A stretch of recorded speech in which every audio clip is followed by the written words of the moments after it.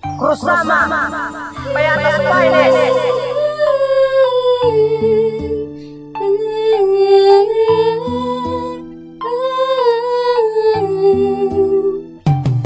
Habang ako'y nakaupo sa harap mo nakayuko, nagtatanong bakit ganun, mga matay namumugto. Tila mundo ay huminto nang biglang nawala ka, isang damukal na lungkot. Ako na mismo nagpalapatawad sa mga nagawa ko. Alam ko may tampo ka sa ginawa kong pag-alis, ngunit ngayon nandito na. Medyo nahuli lang ako dahil ngayon tulog ka na. Ilang oras na naghintay ngunit para na akong tanga. Habang aking binabalikan lahat ng dalawang mga nagdaan, naaalala ko pa noon nung minsan ay mabagsakan sa ulo ng dumi ng ibon. At ako'y tumawa lang, biglang bahid sa aking mukha, sabay bigkas ng patas lang.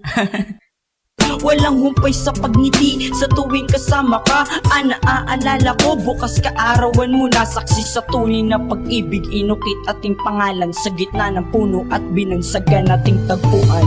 Sana'y mapatawad mo sa nagawa ko sa iyo.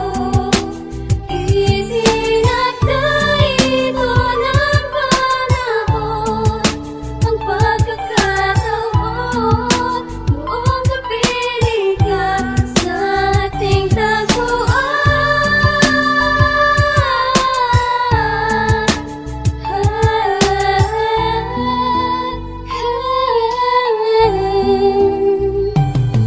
Arawan mo na ngayon kaya ako ay bumalik kung saan ka naruroon, kahit alam ko na galit ka pa sa akin. Pero may dala akong regalo na pinalot ko kanina, nakasama paborito mo na mangga at may katambal pang asin. Buksan mo na regalo ko kahit medyo mumurahin. Alam kong malungkot dito at sa akin galit pa rin. Patawarin mo ako kung minsan ay naging sakim. Kung alam mo lang sana ang siyang tunay na dahilan sa ginawa kong pag-alis, ngunit ako'y pinilit lang ng mga magulang mo upang sa'yo ay ilayo. Gumuho na ang pundasyon ng relasyon na tinayo. Pero salamat mahal ko, tinupad mo ang pangako na kahit anong mangyari, iingatan mo ang puno. Saksi sa tunay na pag-ibig, inukit ating pangalan sa gitna ng puno at binansagan nating tagpuan.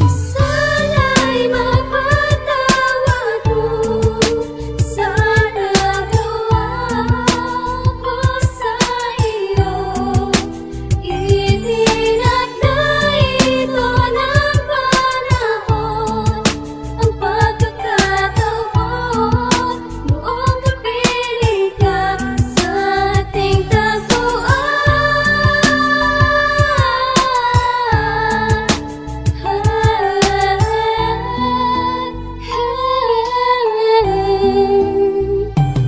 Parang bakal na lumambot nang sakin ay inabot. Tikit papunta ng ibang bansa, wala nang nasagot. Kung hindi oo na lang, lumuluhang na kayo ko. Papunta sa ating tagpuan kung saan tayo magtatagpo. Sa mismong araw na rin yun, inukit ating pangalan. Ang pangako sa isa't isa, ang puno iingat. Dahil kahit anong mangyari, saksi sa pagmamahalan. Umalis ng palihim, ni wala man lang paalam. Lipas ng 10 taon, bumalik ng pasikreto. Paglapag ko sa Pinas, sa tagpuan dumiretso. At sa di inaasahan na pagkakataon, pagpunta ko sa tagpuan, ikaw rin ay nandoon. At tayo ay nagkwentuhan sa mga nagdaang taon, nang bigla may dumaan na matanda at sa akin nagtanong, Iho, anong ginagawa mo dyan?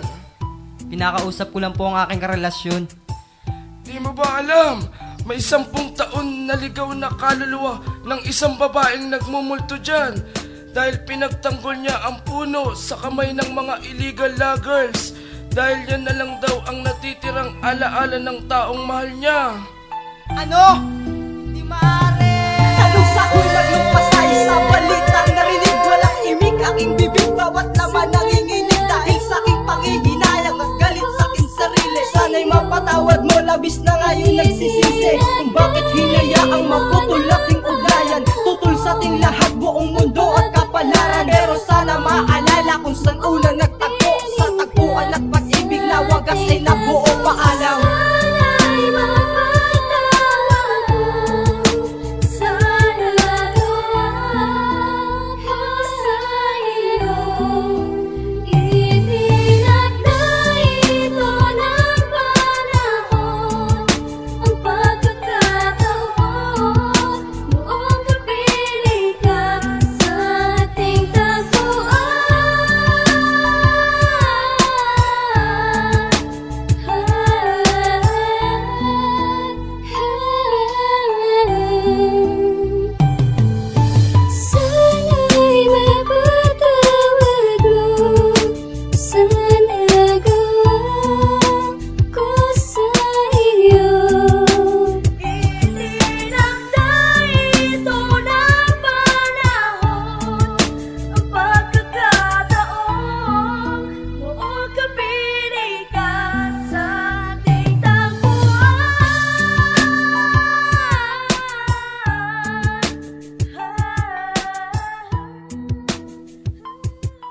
Everlasting Bill.